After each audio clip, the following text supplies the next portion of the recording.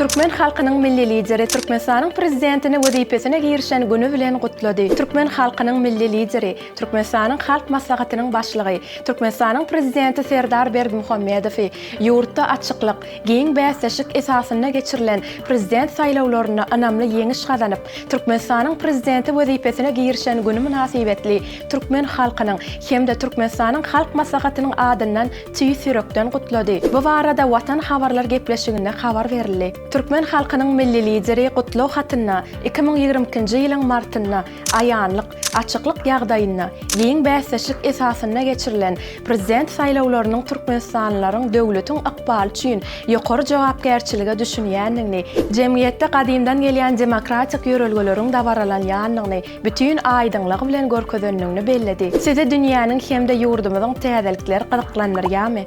Onu Türkmen portal bilen galyň. Bize agza bolmakly hem unutmaň.